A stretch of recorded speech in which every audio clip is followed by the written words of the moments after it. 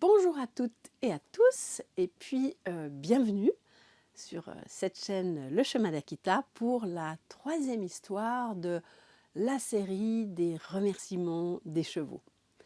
Alors pour ceux qui n'ont pas vu les deux premières histoires, je vous rappelle que cette série,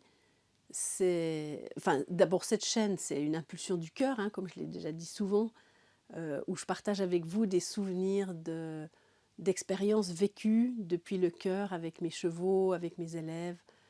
Voilà, en mémoire de mes chevaux d'Akita qui ont tellement donné à des milliers de personnes. Donc voilà, ça c'est la vocation de cette chaîne, c'est d'évoquer ces souvenirs et puis d'offrir des petits moments de douceur, de tendresse, de choses vivantes, vibrantes, qui ont le bon goût de l'amour, de la tendresse, de la joie, de la simplicité, voilà. Et puis, voilà, ça c'est la troisième histoire de la série sur les remerciements des chevaux, parce que j'expliquais justement dans les deux premières histoires que, en fait, des millions de personnes remercient leurs chevaux beaucoup, profondément, pour tout ce que les chevaux leur ont apporté.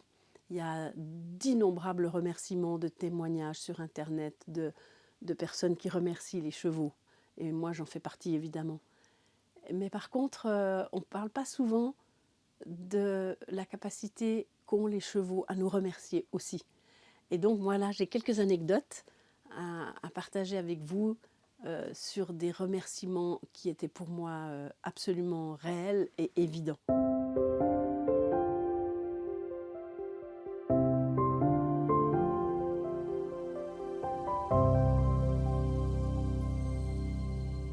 Donc cette troisième petite histoire, elle concerne mon dernier cheval qui s'appelle Cascabel, que j'ai acquis il y a 2 ans et demi et qui est un petit cheval espagnol que j'ai acquis pour faire une recherche et pour mettre en place l'équitation savante quantique que j'enseigne dans mes formations et que j'enseigne dans mes cours, dans mes stages et que j'enseigne dans l'académie Akita en ligne.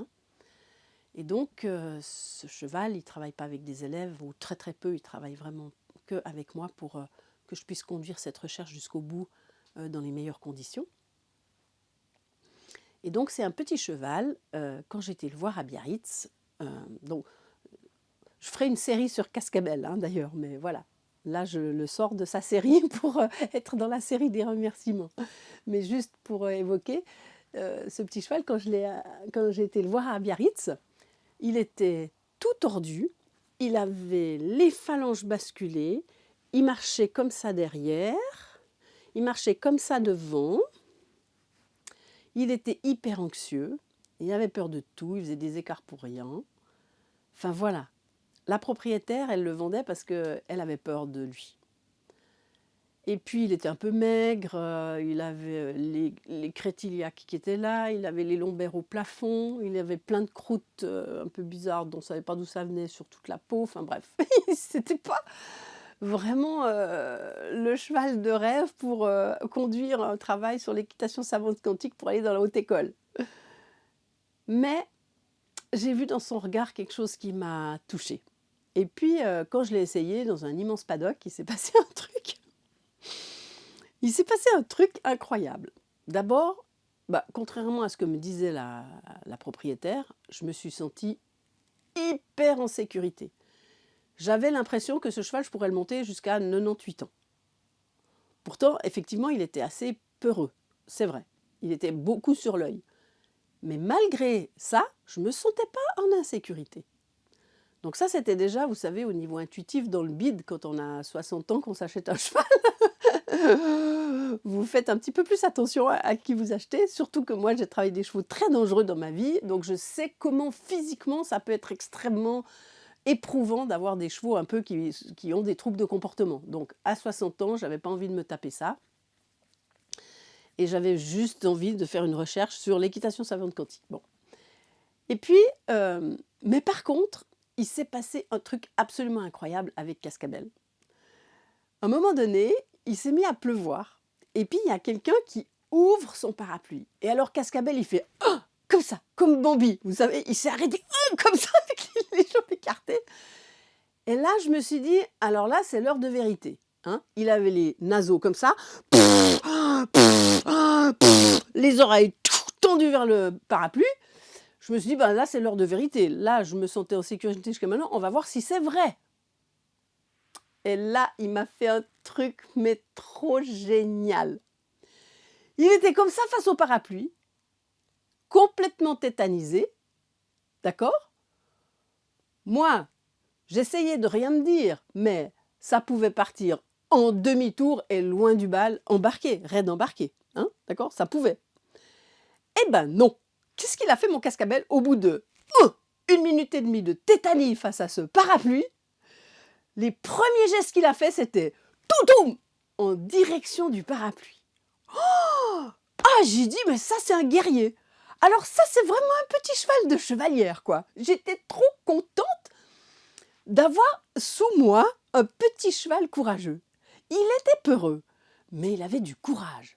Et ça, j'ai trouvé... Alors là, pour moi, c'était mon cheval. C'était sûr, j'ai pas été plus loin. C'était mon cheval. Je suis tombée raide amoureuse de ce cheval. Puis c'était intéressant parce que c'était c'était très intéressant parce que, comment dire? Les personnes là-bas, elles n'arrivaient jamais à l'attraper au parc. Elles mettaient des fois une demi-heure pour l'attraper au parc. Et puis moi, je suis venue le chercher 2 jours après. Il pleuvait des cordes, c'était 4 heures du matin. Il faisait nuit, c'était 4 heures du matin, il pleuvait des cordes. Bah, quand je suis arrivée, je l'ai appelé, puis je me disais, bon, j'avais mis des bonnes bottes de pêche pour aller le chercher dans le parc, parce qu'il y avait plein d'inondations à ce moment-là à Biarritz. Et je me préparais à traverser son parc piscine. Je l'appelle et il arrive au grand galop vers moi. Je lui mets le licol, il saute dans le camion et on s'en va. Et vous voyez ce petit cheval, mais il m'a tellement touchée. Bon, ça c'est un peu pour vous parler du contexte de ce remerciement, de ce cheval-là. Et bon, je ne veux pas vous parler de tout le travail parce que ça c'est l'objet d'une autre série parce que j'ai vécu un véritable miracle de régénération chez un cheval avec ce cheval, mais j'en parlerai dans une autre série. Mais ce que j'aimerais parler aujourd'hui, c'est d'un remerciement très particulier. Un jour, c'était pendant le... Vous savez, il y a eu toute cette période où il y avait ces mutilations de chevaux qui était grave en soi, mais qui a généré un truc encore plus grave, c'est l'état de paranoïa de tout le monde, qui se sont mis à enfermer leurs chevaux, à sortir la nuit avec des fusils dans les centres équestres, qui ne les mettaient plus au parc, qui n'arrêtaient pas de parler de ça tout le temps pour créer des formes pensées qui faisaient que ça attirait encore ça. Enfin bref, tout ce que ces mutilations ont créé dans le collectif des propriétaires de chevaux a été pour moi tellement grave. Il y en avait plein le bain. Et c'est vrai qu'après, évidemment, quand vous voyez les cartes de France et puis qu'il y a des épingles partout et qu'on voit qu'il y en a sur tout le territoire, on se dit « Ah là là, c'est la catastrophe, il y en a partout ». Mais quand vous voyez qu'il y a 200 chevaux sur 3 millions de chevaux qu'il y a en France, ok, c'est tragique, je dis pas. C'est tragique pour les propriétaires, c'est juste inacceptable pour les chevaux. Mais voilà, ça avait créé un espèce de bain de panique totale. Et dans cette période-là, eh bien, un jour, j'étais travailler mon cheval, Cascabel, et quand il arrive au paddock, il s'est monté dans une crise d'angoisse d'être séparé de ses autres compagnons, qui était absolument incroyable. Vraiment une crise d'angoisse profonde. Impossible de l'avoir présent avec moi, intéressé par le travail, impossible. Pourtant, je suis hyper présente. Il n'y a pas de pression, il n'y a pas de coercition, je lui demande rien qui n'est pas à sa portée. Bref, mon cheval, il n'était pas là. Et il était tout le temps en train de regarder les autres, et d'hennir, et de se tendre, et d'avoir peur, et de faire des écarts. Vraiment un état, ça faisait longtemps que je ne l'avais pas vu comme ça. Eh bien, au bout de 10 minutes, j'ai abandonné ma séance. J'ai ramené Cascabel vers moi et j'ai dit « Écoute Cascabel, je ne sais pas ce qui t'arrive, mais je respecte ce qui t'arrive. Je comprends que tu es angoissé, le fait d'être séparé de tes copains, donc je vais te ramener vers tes copains. » Et je l'ai ramené vers ses copains. Et là, il s'est passé une chose incroyable. J'ai lâché Cascabel, il est parti au galop en direction de ses copains, et à mi-chemin, il s'est arrêté, il s'est retourné, il m'a regardé et il m'a attendu. Parce qu'en fait, quand il s'est retourné, bon, il aurait pu se retourner et puis repartir. Non, il s'est retourné et il est resté retourné, à me regarder. Et donc, j'ai vraiment senti ça comme un appel. Donc, je l'ai rejoint au pas, tranquillement. Il m'a attendu. Et là, il s'est passé vraiment de nouveau ces choses qui ne sont pas nommables, mais qui vous mettent, qui vous font dresser les poils, qui vous mettent le cœur un peu à l'envers, quoi. Je ne peux pas dire autre chose que j'entends le merci de Cascabel. J'entends la reconnaissance de Cascabel. Parce que, en plus, ce n'est pas un cheval qui aime qu'on le papouille, qui aime qu'on le touche. Quand je suis arrivée vers lui, je lui ai fait un câlin. Je lui ai dit à quel point je le comprenais. Je lui ai dit à quel point j'étais en empathie avec ce qu'il vivait, puis que c'était totalement normal, puis qu'il n'y avait aucun problème qu'on ait abandonné notre séance. Enfin,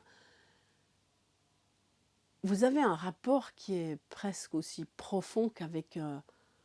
dans ces moments, ça paraît bête ce que je dis, mais je ne suis pas avec un cheval, je suis avec un être cheval, au même titre qu'un être humain. Vous voyez, ça dépasse l'animal. Ce n'est pas des moments où il y a un humain qui dit quelque chose à un animal qui ne peut pas comprendre. Il y a une compréhension profonde, il y a